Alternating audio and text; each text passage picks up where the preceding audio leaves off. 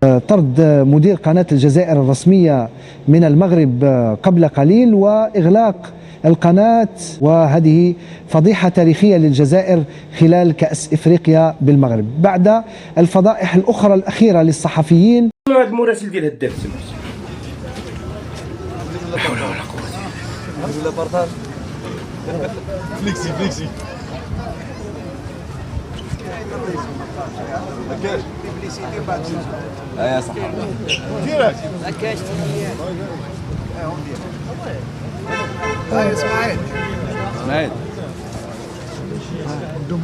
اسماعيل روح. بسم الله. هذا الفيلم لازم يوصل للسلطات المغربية. علاش؟ باش يطرح على هذه القناه من المغرب. علاش؟ لانه راه دير الفتنه، وهذه القناه حرشت الجماهير. واش تيقولوا؟ خبرت الجماهير واش تيقولوا في القناه على حساب التذاكر، باش يقولوا ما كاينش التذاكر راهم عند وليد صادر. روح دبر راسك مع وليد صادر، ماشي تجي تما باش دير الفوضى ودير البلبله للسلطات المغربيه. انتم ناس باغيين ديروا الفوضى قدام في الشارع العام، قدام السلطات المغربيه، مع السلطات المغربيه، لانه انتم جايين محرشين. انتم عندكم اجنده خدامينها ديريك، جاي محرشين. انت تخبر له فوضى تقول لهم قول التذاكر ما كاينش، التذاكر راهم تما دبر راسك روح شري التذاكر. كيفك الناس كاع الناس شاريه التذاكر، حتى المغاربه تا هما حاصلين ومشاو شراو التذاكر. ما داروش هاد الفضيحه راكم ديروها انتم. باغي ديروا الفوضى في المغرب ولا كي صار لكم؟ باغي ديروا في الفوضى؟ هاد الشوهه اللي درتوها، الفضيحه اللي درتها اليوم. اسماعيل المراسل ديال 4 دورو جاي تخبر لهم بوذنيهم تقول لهم قولوا واش داير وفايته في المباشر. وانت حاسب راسك راك غير بوحدك انت عايش.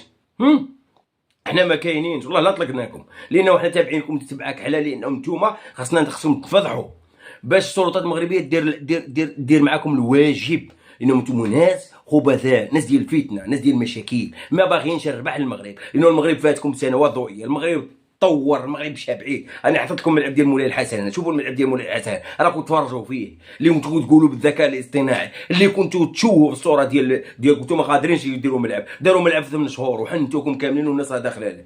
تبهدلتوا وتوسختوا وليتوا تدبروا اي حاجه ديروها.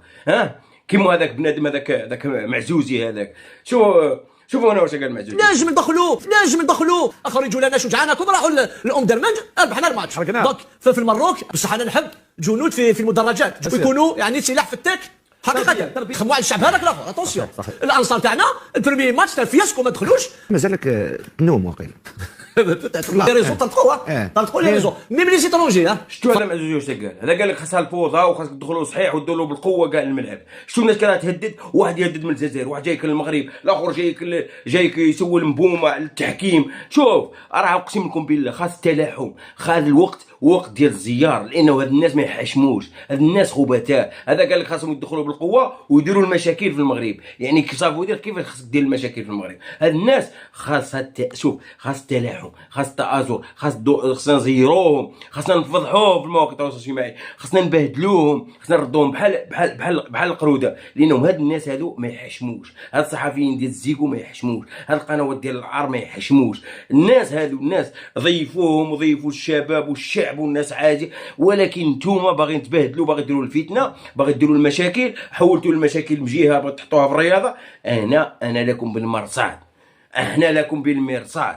انتوما اصلا خبثاء، انتوما ماشي اعلاميين. الاعلامي اللي يكون نزيه ما يمشيش يحرش خوتو باش يديروا الفتنه في الملعب ولا يدخلوا صحه ولا يمشيو يديروا الفوضى في الملعب، لانه انت السي مصطفى معزوزي انت ماشي بنادم. انت خلصوك مليح المره اللي فاتت من هضرت على اليوتيوبرات وقلت راهم يوريو المغرب مليح، خلصوك مليح ودفعوا لك مليح. اليوم جيت عاود باش تقردع على نيشان، لانهم انتوما ناس باغيين الفوضى في المغرب.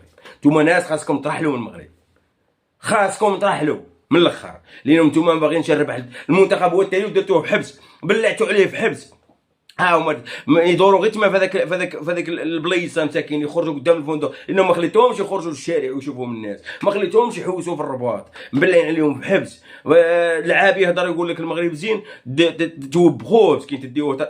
علاش؟ لانه هو هنا باش يكرهوكم اللعابه، هنا باش اللعابه يقول لك واش هذا البنادم هذا، واش هذا البشر هذا، واش هذا العالم رانا عايش فيه انا معاهم هذا. راه خاصكم تكونوا، ما فهمتش انا كيفاش غادي نفسرها لكم. نتوما بشر، نتوما الناس غاديه تفرح ومخليينكم، راهم مخليين الجمهور وكل شيء، بصح نتوما اللي غتخليو الجمهور يولي في مشكله، نتوما اللي غديروا المشكله للجمهور في المغرب.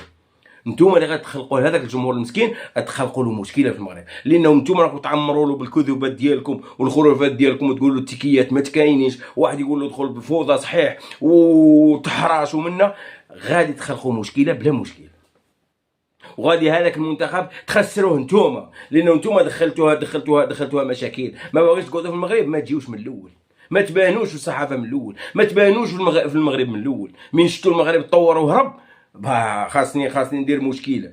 وراه العالم شاف المغرب تطور وهرب، راه المناصرين اللي مشاو للمغرب راه حلوا نفومهم، ولكن نتوما ما ترضاوش. اللي يقول الحقيقه دخلوه للحبس، هذا هو اللي يقول الحقيقه دهدوه ترموه في السجن. انا درك بنادم محل مباشر وتفرج فيه الالوفات، وهو قال لك يخبر الجمهور، يقول لهم قولوا ما كاينش التيكيات. هذه راه تبهديله، هذه راه فضيحه، هذه فضيحه القرن. هذا مازال هذاك مشى للواد يتصور في الظلمه في قناه العار ديال النهار، هذا جاي يقول لهم تيكيات ما كانش.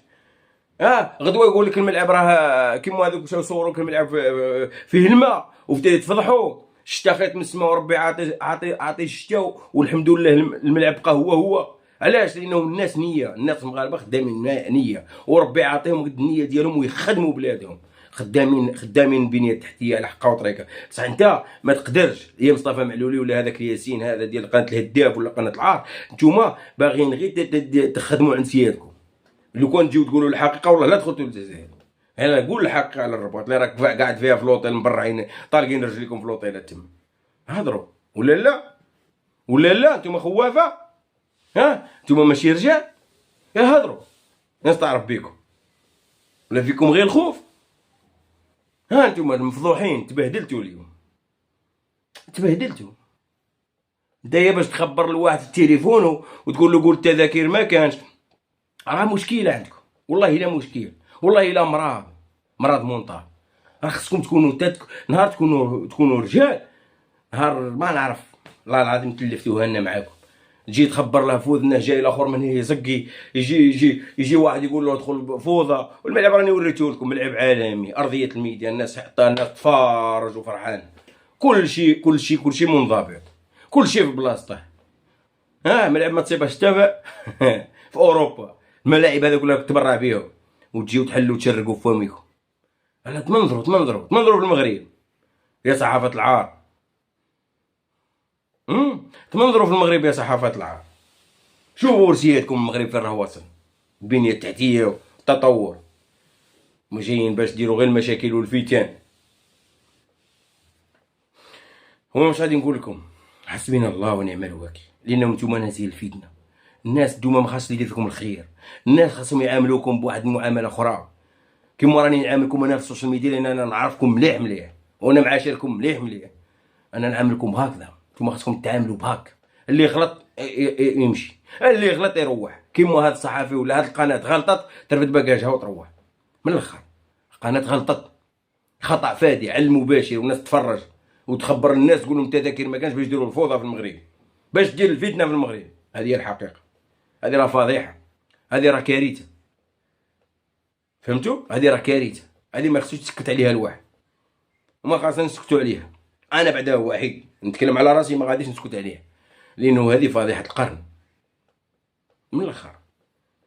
ومازال نفضحكم، نزيد نفضحكم كما فضحنا بزاف ديال الناس، من بينهم كمال مهوي اللي صيفطناه، ومن بين صحفيين اخرين، ومازال نفضحوكم ومازال نطلعوا. وشال هنا اعزائي الكرام غنكون وصلنا للاخر ديال الفيديو اللي شفنا فيه تعليق الاعلام الجزائري بعد طرد قناه الهداف. والسبب هو انه الشوهه اللي داروها في المغرب، وكما شفتوا اعزائي الكرام في الفيديو ان ذاك المذيع كان كيقول الجمهور الجزائري يبدا يسبوا المغاربه ويقولوا ما كاين كاع تذاكر المباراه، وبهذا الشيء كيبين ان كثره الحقد الجمهور الجزائري على المغرب. وايضا بعد انتهاء مباراه المنتخب المغربي ضد المنتخب المالي، قاموا هذه القناه الجزائريه وقاموا بمسح العالم المغربي، وبهذا الشيء الحمد لله طردوا هذه القناه. وتل هنا اعزائي الكرام نكون وصلنا للاخر ديال الفيديو. تهلاو.